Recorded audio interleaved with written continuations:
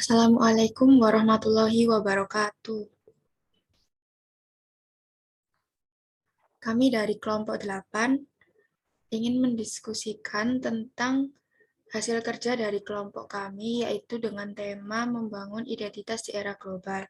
Sebelum kami akan mempresentasikan hasil kerja dari kelompok kami akan memperkenalkan diri terlebih dahulu. Yang pertama, yaitu saya, yaitu Valeri Alicia Malvalena dengan NIM akhir 007. Saya Sultan Nabila dengan NIM 013. Lalu kemudian saya Rika Lailatul Fitria dengan NIM 032. Saya dengan Putri Devika Parawestri dengan NIM akhir 061.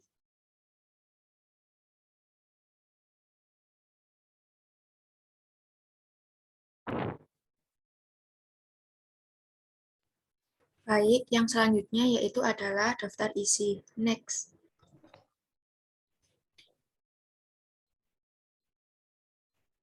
Nah, di dalam daftar isi terdapat pendahuluan, pembahasan, dan juga penutup. Next.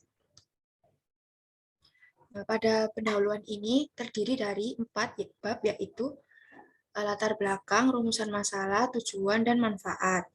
Yang pertama yaitu adalah latar belakang. Pada zaman sekarang, terdapat perubahan zaman yang semakin hari semakin canggih.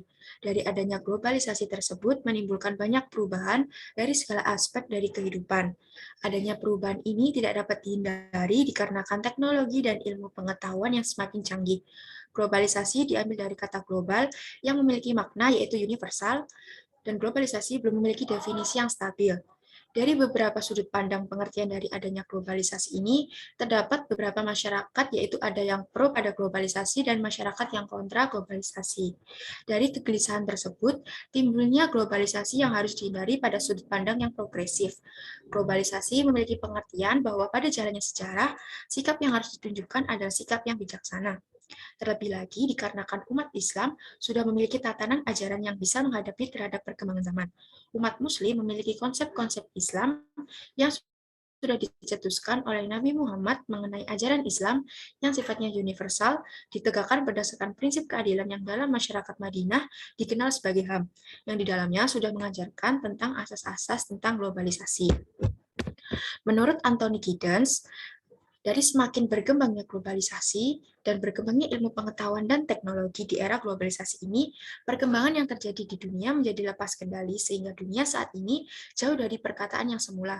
Dari adanya kondisi tersebut disebabkan karena adanya globalisasi.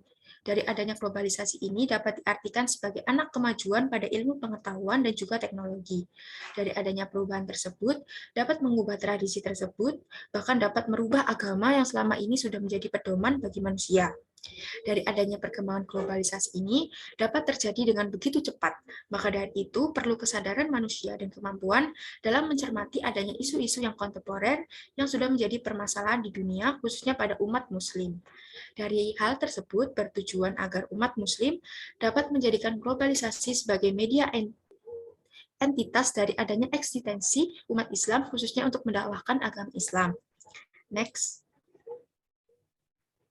Yang selanjutnya adalah rumusan masalah. Rumusan masalah yaitu bagaimana pengaruh era globalisasi terhadap pembentukan identitas dalam perspektif agama Islam. Nah, yang selanjutnya yaitu tujuan, yaitu dapat menganalisis pengaruh era globalisasi terhadap pembentukan identitas dalam perspektif agama Islam. Dan yang selanjutnya yaitu ada manfaat, yaitu memahami pengertian tentang globalisasi dan mengetahui tentang pengaruh era globalisasi terhadap pembentukan identitas dalam perspektif agama Islam. Selanjutnya akan dijelaskan. Yaitu selanjutnya bab 2 pembahasan. Next. Kemajuan ilmu pengetahuan dan teknologi yang semakin canggih telah mengakibatkan banyak perubahan dalam tatanan sosial dan moral yang dahulu sangat dijunjung tinggi. Dampak ilmu pengetahuan dan teknologi tersebut juga berpengaruh terhadap globalisasi. Globalisasi telah menciptakan dunia yang semakin terbuka dan saling ketergantungan antar negara dan antar bangsa.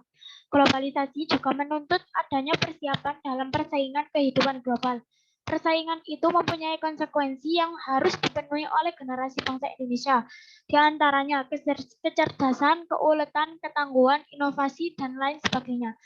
Agar tidak terperosok ke jurang yang lebih dalam dan siap menghadapi persaingan global, maka perlu adanya upaya yang signifikan demi menyelamatkan anak-anak bangsa sebagai penerus perjuangan dalam pembangunan negara. Menurut Azumardi Azra tahun 1999, pendidikan agama diyakini dapat dijadikan sebagai benteng kepribadian dan pembekalan untuk andil dalam persaingan di kancah dunia.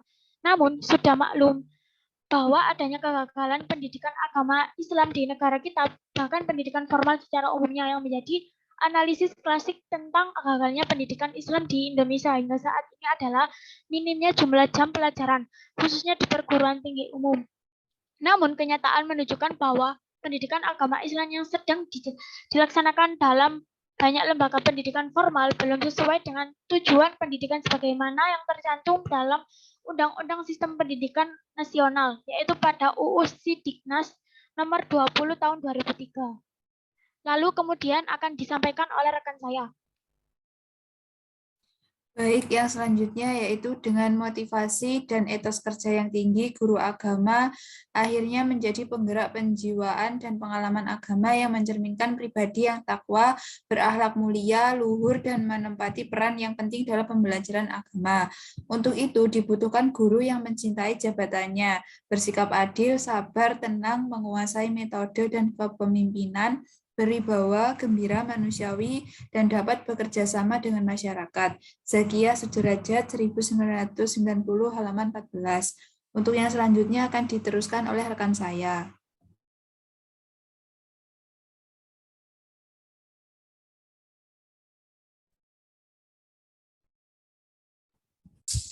Selanjutnya adalah penutup. Next. Kesimpulan, pendidikan agama Islam merupakan komponen penting dalam menghadapi era globalisasi. Untuk menghadapi tantangan globalisasi tersebut diperlukan pembinaan moral dan kemanusiaan bangsa yang didasarkan kepada ajaran agama. Jika moralitas dan kemanusiaan dalam kehidupan bangsa merupakan komitmen bersama, maka rekonstruksi dan reformasi pendidikan agama menjadi kemestian dan seharusnya bagi segenap kalangan agamawan, tokoh intelektual, dan kaum pendidik.